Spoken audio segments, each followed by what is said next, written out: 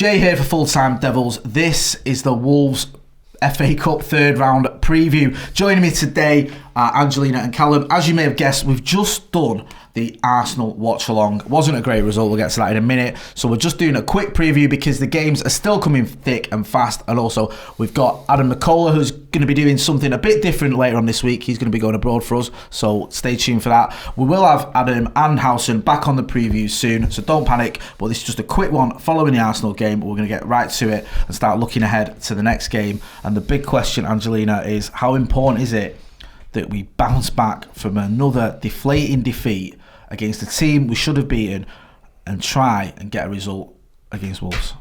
I think it's vital that we bounce back. I mean, that result today against Arsenal is just probably, I think, like you called it, the worst performance, but just like the most disappointing. Like, maybe not everybody, but I had such high hopes going into that. I thought, you know what, Arsenal have been so poor, we've got to get something from it, and the fact that we didn't, I think, makes the Wolves game even more vital. I mean, the league was so inconsistent at the moment. I think we do, as much as we still need to be focusing on the league, I don't think there's any harm in putting a bit of effort into these cup games. Wolves, last season, back in, was it like March, April time, was just horrific. So I think for many reasons, the Arsenal result, the fact that we still are in this cup game, and the fact that we've had a bit of a shaky kind of situation with Wolves, I think it's pretty vital that we need to bounce back and get something out of this game. On the flip side to that, Cal, and I get where you're coming from, Ange, and I think we do need to bounce back because it was absolutely turgid against Arsenal. Is there an element of this where Ollie may look at it and we're struggling to get a team out in the league? We're seeing players that haven't played for a long time, players that aren't good enough, playing in the league games because the games are coming thick and fast. We're in the semi-final against City in the League Cup, which we all want to win, and I think we've got a chance of winning over two legs. I do. Not going to be easy. I think we could do. Yeah, we could do. And we're in the knockout in the Europa. Could Ollie be forgiven for saying, do you know what, we ain't got a squad for four fronts this season? No, we definitely The league don't. we need to focus on. We've got a chance in the League Cup against our rivals. We've still got a chance in Europa, which could bring Champions League football. The FA Cup, I can just play the kids. Yeah, it depends how much of a priority he wants to take the FA Cup, though, doesn't it? But personally, I've always loved the FA Cup, but you can forgive him for like you say, playing the kids and then focusing on the likes of the League Cup, because that's probably our best chance at silverware this season. You could argue that the Europa League is, but I think a semi-final over two legs against City, we could definitely win that. Do that, go through to the final, trip to Wembley, hopefully get first trophy of the season. Like what you said, there we go. No. Yeah. That's how we used to do things, isn't it? Yeah, but it's. I think it's definitely something that Ollie will be looking at, and like with the likes of Pogba, with being up in the air, McTominay's out injured. I don't really see. We're going to give Matic more minutes. I think you'll probably see Williams start as well against Wolves. Personally, I'd forgive him for binning the FA Cup off, I think, this year. We'll get to the predicted 11 and the teams that everyone thinks we're gonna put out. Looking at, and we will get to the opposition later as well, but looking at this as a game against Wolves, Wolves are a team now that we drew with at Old Trafford last season. We lost in the FA Cup, I think, last season. They knocked us out of the FA Cup. We lost in the league last season. We drew with them this season in the league. What do you think it is about this Wolves team that we just can't seem to get past? I think, especially maybe more so last season, I think they were quite underrated. I don't think people maybe realised how much power they actually do have in their squad. I think Wolves, as a football club, they've got a very good owner behind them who is willing to put money into them, providing they perform well. And I think they've done really well considering where they finished in the league. They had that European football, and they almost did a bit of a Burnley. They kind of had that dip, didn't they? And I think you have to give them the dues that Nuno's managed to kind of bounce back from that, and he's managed to rally the team. I think they have got quite a few decent players that can change games and can get those important goals for them. I think people are obviously a lot more aware of them now, but I think last season, I know me personally kind of went into it thinking Wolves, no dramas. And I do think that we underestimated them a little bit. Yeah, no, I know what you mean. There was definitely an element of that at Old Trafford. We'll get into the Wolves players a little bit later, but yeah, you know, at Old Trafford I was surprised at how good they were. And it's quite a romantic tale, isn't it? You know, Chinese billionaires buy club with ties to Portuguese super agent who gives them a stream of players they could never usually get. It's and like lo and behold, it's like a little, you know, Roy of the Rovers type, it's like type story. It's a Hollywood movie in Rags to riches, that's how football should be. Right, we're going to look at Wolves a little bit more in depth later on, but is this a game royal, Cal? Yeah, you're saying, you know, he might have to rest players, but if he did go for it, if he does pick a strong team, should we not? This would be our, 5th game against Wolves? It'd be nice should we not be expecting to win one of these games eventually? Eventually, yeah. But the thing is, Wolves are a tough team. We need to give them credit for that. Yeah. And they have been since they came up from the Championship. The only thing is, like I said before, I love the FA Cup, and if we did go for it, I wouldn't have any qualms about that either. It's just like I said, we do have to sort of, like you say, we don't have a squad for 4 fronts. Do we have to make priorities? Personally, I think we probably do. But you know, eventually we've got to beat Wolves at their ground, haven't we? Surely. I mean, got to beat them full stop. Not beat them. Have this since they got promoted and play. This will be our. As I said, I think it's our 5th game. In particular, seem to really struggle at their ground now. I mean, it was another draw this year. I think we lost to them twice away from home in a space of about 4 weeks, didn't we? Last season. It was really weird, right, last season, because we had that wonderful run under Ole. The sort of the pinnacle of that was that night in Paris, where we obviously came from 2-0 down at home to win 3-1, go through on aggregate in the Champions League. And then we went to Arsenal, lost in the league. People say, okay, a bit of a hangover from Paris. Then we went to Wolves, got knocked out in the cup.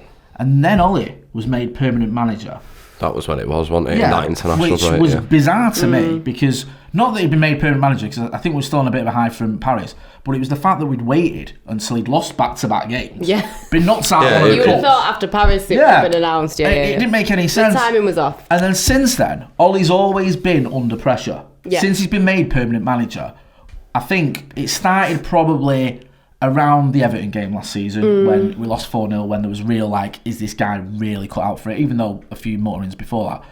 Does a loss to Wolves, I'm not being negative, but if he were to lose to Wolves, get knocked out of the cup, does that add pressure on him? Because we seem to be going in this cycle with Ole where we have a good result, we had a bad result. We've had a bad result against Arsenal. If he loses this, do you see more people going, get Poch 100%. I think every move he makes, there's pressure. Do you know what I mean? He can't do right for wrong. I mean, yeah, you know what? The result against Arsenal isn't good enough.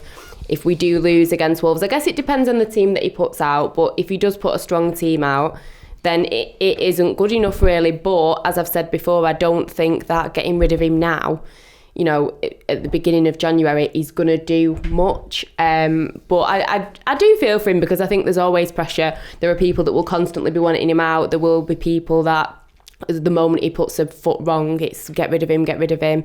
And he does face a tough test, but I do think there will be more pressure. But hopefully, you know, he's able to just kind of take it in his stride, because as much as, let's all be honest, he's aged terribly in the last few months. He's not quite a baby face assassin. No, he doesn't. You can see that. I don't like him anymore. No, he does. He doesn't. Oh God, we are like that. Is that a metaphor? He does seem to, you know, you've not had too many, you know, outbursts and stuff like that, like maybe you've had with, you know, Mr. Mourinho back in the day. But he's kind of taken it in his stride, and he's kept it moving, and he's tried to keep it positive and tried to keep things, you know, ticking over. So there will be more pressure, but I think he'll be all right with it. Cal, getting to the predicted 11.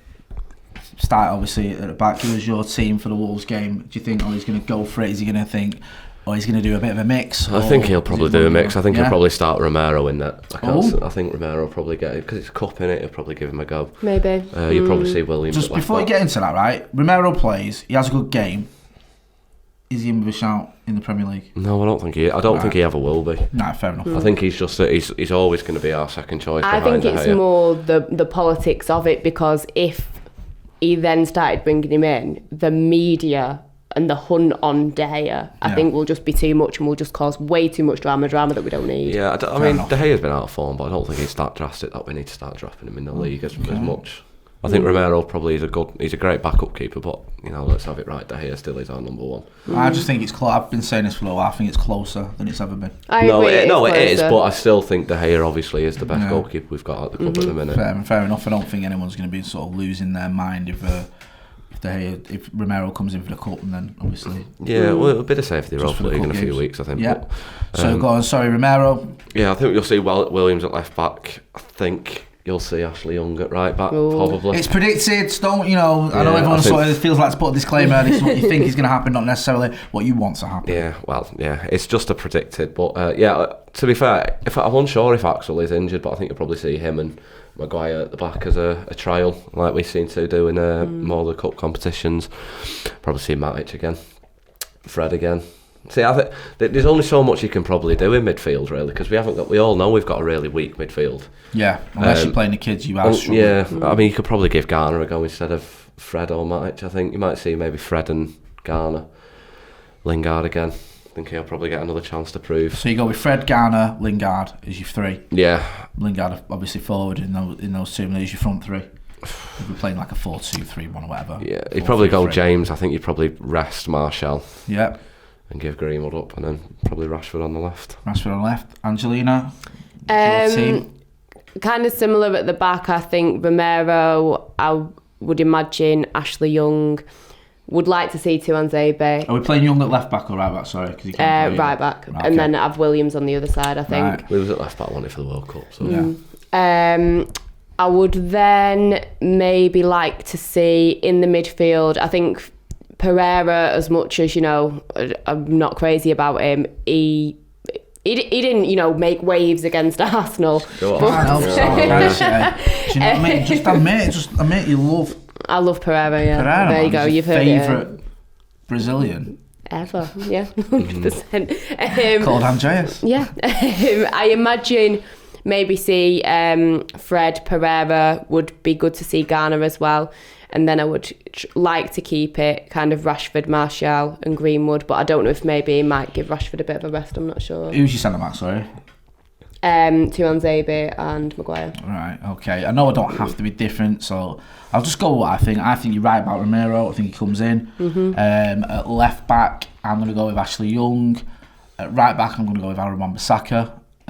Centre-backs, I'm going to go with Maguire and Lindelof. Yeah. I think that's a partnership, and I think part of the problem is just need more games together. Yeah. I'm getting to that point now where I think they look like they just met each other, and I think it might be just a case of keep throwing them in and just saying, listen, go and prove it. Yeah. Get your acts together, lads, because you look like Laurel and Hardy more than two established international centre backs. Midfield, I'll go with Garner and Levitt. I'll give it, you've got the experienced centre back, so I'm going to put two kids in there who can play very well together. I know it's a bit of a step up playing in under 23s and academy to playing in an FA Cup game against good Premier League opposition, but I like them two together, so I'm going to give them a chance. I'm going to put your Bezzy, Andres Pereira just in front of them, and then my front three will go with Daniel James, Tahith Chong and Anthony Martial. I just think he might bring in someone like Chong just to mix it up a bit. Are we all forgetting that Pogba? Are we just going to go with the fact that we think he's probably done, Pogba? You know what? I've got Pogba fatigue. It's like Brexit. Yeah. Do you know what I mean? Even if you remain now, you just had enough. Just get it done. Yeah. And I feel like with Pogba, even though I'm a big Pogba fan, I just feel like he's going to go. Just get rid of him if you don't want to be here. Because like I said earlier, if Pogba's not going to play, there's no point in having Paul Pogba at the club not playing. We've not got him basically. Yeah. So I'm just tired of it all, to be honest with you. I love to see Pogba start. Love to see him play really well and win us a game and get us through to the FA Cup. Because like you can, I've got a lot of time for it. Some of my best memories as a United fan are watching FA Cup games. But I don't know. I think we're hoping against hope, to be honest with you. Opposition, Carl, I'll start with you. Wolves. We played them a few times. We haven't had many good results. They've got some extremely talented players, if we're being honest. If I'm honest, I'd have their midfield at United. Most of them, I'd have Ruben Neves would be my perfect signing. Great goal, did he? Just does not long ago. Yeah, brilliant goal. It still annoys me that as well. It still winds me up every time I see it. Like, one of the best strikers of the ball from outside of the box. You don't put anyone on the outside of the box to stop him from doing it. I mean, that's just bad tactics, that, in my eyes. But yeah, Wolves are a great side, and they play really good football. I'm surprised. To be honest, I was surprised Arsenal didn't go for him for their manager. He said they went with Arteta, obviously, but I really like Wolves. I think they're a brilliant side to watch. Can play great football. Dark horse for the Europa League, personally, I think. Oh, interesting. And when you look at the Wolves team, who is it that you're wary of? Because like Carl said, they have got a few players who can cause damage. They've got players that can play good football, or who are the players that you think, you know what, I'd have him at United? I think there's a few, to be honest. Like you say, that midfield, you would you'd have any of them really. I think I always say his name wrong, Jimenez, whatever you want to call him. I think he's a name that I wouldn't say like you fear, but you look at it and you think, you know what, maybe you do fear it, I don't know, but you look and you think that is somebody that we need to, you know, be controlling and making sure that they don't, you know, perform. But I think it is the whole setup that they've got. I've got a lot of time for. I think the manager, like you say, I'm surprised that nobody's tried to grab him yet, because I think he's got. I think to be able to get them, like I say, to bounce back after that dip when they started playing in Europe, I didn't expect them to be able to bounce back from that. It was a slight weird one, wasn't it? There was even a little bit of pressure on Nuno now. Yeah, I think it was. Questioning him, saying, I know a couple of Wolves fans who were like, he's so one-dimensional with his tactics that he doesn't, you know, he can't adapt, and it's like, has he just had this sort of purple patch for the first season? Obviously, you know, he's proven himself with the way he's gone about it. Very unlucky at Anfield the other day. For me, the one player that I'm petrified of, and I'm going to use the word petrified, is Adama Traore. And I think... I saw a picture of him the other day, and he is built like a brick shithouse. You know what? I couldn't believe it. He's massive. He's like a fucking freight train as well when he gets going, isn't it? You saw him against us early in the season when he came on, and Luke Shaw just looked like he just went into him. As soon as he saw him coming on, he was like, oh my God. That was just, you know, and he's not just big and quick and strong. He's a very skillful player. Otherwise, he'd be on carry and he wouldn't be playing football. But he's a talented player, and he's in a bit of a rich vein of form. He had a great game against City, didn't he? And I think, depending on who we play at left backs, I think he's a right winger, isn't he? If we do play someone like Ashley Young or someone like even Shaw, they might struggle. I think Williams, even though he's a kid, would probably be your best bet against him. It would be your best bet, but I think he'd be up for it. No, it would be your best bet, but I would worry for Williams with something like that, because it could either go one or two ways. He could be incredible against him, and he could keep Traore quiet, and then we all go, my God, why do we keep playing Shaw? Or he could sort of bully Williams, and we could all think, is he ready? Well, personally, I think, he is the best bet, but, you know, it could be a risk if we did throw him in, and I think Ollie will have that in his mind. It'd be good if Rojo's still knocking him out. If he played him, give him a game, wouldn't it? I'd like to see that. I tell you what, I'd probably forget. That's like what happens when an immovable object meets an unstoppable force. There's some sort of kinetic thing that goes on that, like something, you know what I mean, that we've never seen before. Just before we wrap up, predictions. I'll start with you, Cal. I'll go. We're going with actually. Is it replays at this stage? I'll probably go 2-1 or 1-1. I'll go with 2. I'll go 2-1. 2-1 United. Yeah. Bit of positivity. Never did anyone in Angelina. Oh God. See, I do have 1-1 in my head. I was gonna say 2-1, but I don't know.